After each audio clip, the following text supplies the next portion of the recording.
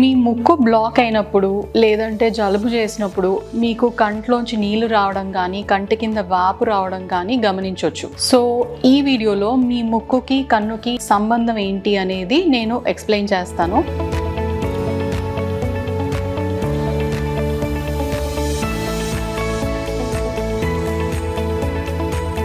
నమస్తే, నేను doctor Greeshma Pulluri, consultant ENT surgeon, Amrutha ENT head and neck hospital and bloom health multi speciality hospital. మీ ముక్కు block అయినప్పుడు లేదంటే జలుబు చేసినప్పుడు మీకు కంట్లోంచి నీళ్లు రావడం కానీ కంటి కింద వాపు రావడం కానీ గమనించవచ్చు. సో ఈ వీడియోలో మీ ముక్కుకి కన్నుకి సంబంధం ఏంటి అనేది నేను ఎక్స్ప్లెయిన్ చేస్తాను. ముక్కు బ్లాక్ అయినప్పుడు చూపు మీద ఎలా ఎఫెక్ట్ అవుతుంది అనేది కూడా చెప్తాను. సో నార్మలీ మనకి కన్నీళ్లు ఫామ్ అవుతాయి లాక్రిమల్ గ్లాండ్ లో. అవి చిన్న డక్ట్స్ ద్వారా లాక్రిమల్ సాక్ అంటే కన్నీటి సంచి నుంచి ముక్కులోకి డ్రైన్ అవుతుంది. మనం ఎప్పుడైనా ఏడ్చినప్పుడు ముక్కులోంచి వాటర్ రావడం అనేది కామన్. సో అప్పుడు ఎక్కువగా లాక్రిమల్ గ్లాండ్ టీయర్స్ ని ప్రొడ్యూస్ చేస్తుంది కాబట్టి ఆ ఎక్సెస్ ఫ్లూయిడ్ అనేది ముక్కులోకి వచ్చేసి మనకు ముక్కులోంచి వాటర్ లాగా రావచ్చు. సో ఇప్పుడు ఒకవేళ ఆ డక్ట్ అనేది బ్లాక్ అయితే నార్మల్ సిచ్యువేషన్స్ లో అంటే లాక్రిమల్ గ్లాండ్ నార్మల్ లెవెల్లో టీయర్స్ ప్రొడ్యూస్ చేసినప్పుడు కూడా మనకి కంట్లోంచి బయటికి కారిపోయే ఛాన్సెస్ ఉన్నాయి. సో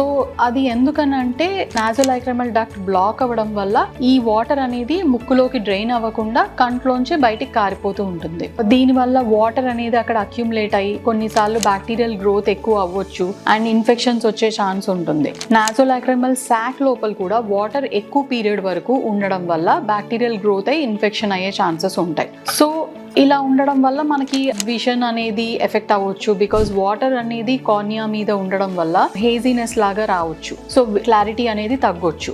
సో అది తగ్గించడానికి మనము ఆ నాసోలాక్రిమల్ డక్ట్ లో ఎక్కడ బ్లాక్ ఉంది, ఎందుకని కన్నీళ్లు లోపలికి వెళ్ళట్లేదు అనేది టెస్ట్ చేయాల్సి వస్తుంది. సో దీనిలో 2 టైప్స్ ఆఫ్ ప్రాబ్లమ్స్ ఉంటాయి, అక్యూట్ డాక్టియోసిస్టైటిస్ అండ్ క్రానిక్ డాక్టియోసిస్టైటిస్. అక్యూట్ డాక్టియోసిస్టైటిస్ లో మనకు సడన్ గా కంటి దగ్గర వాపు వచ్చేసి నొప్పి ఎక్కువగా ఉంటుంది అండ్ ఎరుపు కూడా రావచ్చు.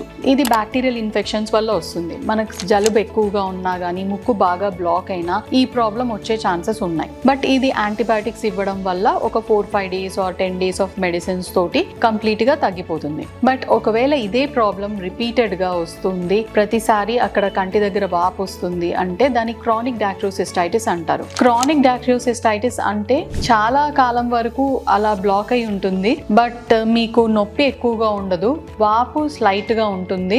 దాన్ని ఎలా డయాగ్నోస్ చేస్తామంటే లాక్రిమల్ సాక్ దగ్గర ప్రెస్ చేసినప్పుడు మీకు చీము అనేది కంటి దగ్గర కనిపించవచ్చు. సో దాన్ని రీగర్జిటేషన్ టెస్ట్ అంటారు. దీన్ని ఫర్దర్ గా డయాగ్నోస్ చేయడానికి లాక్రిమల్ పంక్టమ్ అంటే చిన్న లాక్రిమల్ ట్యూబ్ దగ్గర నుంచి సిరింజ్ అనేది ఇన్సర్ట్ చేసి వాటర్ ని పుష్ చేసినప్పుడు అది ముక్కులోకి ఫ్రీగా వెళ్ళాలి. ఒకవేళ వెళ్ళకపోతే ఆ డక్ట్ అనేది బ్లాక్ అయినట్టు. దీనికి ఫర్దర్ గా మనకి ముక్కు లోపల దేని వల్ల బ్లాక్ అవుతుందని తెలుసుకోవడానికి ఎండోస్కోపీ చేయొచ్చు ఆర్ సిటీ స్కాన్ చేయొచ్చు. ముక్కులో కామన్ గా నాజల్ సెప్టమ్ అది డీవియేట్ అవ్వడం వల్ల లేదంటే నాజల్ పాలిప్స్ లాంటివి గ్రో అవ్వడము ఆర్ టర్బినేట్ హైపర్ట్రఫీ, ఈ రీజన్స్ వల్ల నాసోలాక్రిమల్ డక్ట్ అనేది బ్లాక్ అవ్వచ్చు. దీన్ని ఎండోస్కోపీలో డయాగ్నోస్ చేశాక మేనేజ్ చేయడానికి క్రానిక్ డాక్టియోసిస్టైటిస్ అయితే దానికి సర్జికల్ ఆప్షన్స్ ఉంటాయి. సో ఒకటి external dacryocystorhinostomy and second internal or endoscopic dacryocystorhinostomy. External approach అనేది యూజువల్లీ ఐ స్పెషలిస్ట్ చేస్తారు. ఈఎన్టీ స్పెషలిస్ట్ గా మేము ఇంటర్నల్ అప్రోచ్ ఆప్ట్ చేస్తాం. దీని అడ్వాంటేజ్ ఏంటంటే మనకి ఫస్ట్ థింగ్ స్కార్ అనేది ఉండదు. సెకండ్ ఇంపార్టెంట్ అడ్వాంటేజ్ ఏంటంటే మనం సేమ్ టైం ముక్కులో ఉన్న ప్రాబ్లమ్ ని క్లియర్ చేస్తాం. సో మనకి ఫ్యూచర్ రికరెన్స్ అంటే సేమ్ ప్రాబ్లం మళ్ళీ రిపీట్ అవ్వకుండా ఉంటుంది. సో ముక్కులో బోన్ బెండ్ కానీ టర్బినేట్ హైపర్ట్రఫీ పాలిప్స్ ఏ ఉన్నా అదే టైంలో క్లియర్ చేయడం వల్ల మళ్ళీ ఫ్యూచర్ అబ్స్ట్రక్షన్ అనేది రాకుండా ఉంటుంది.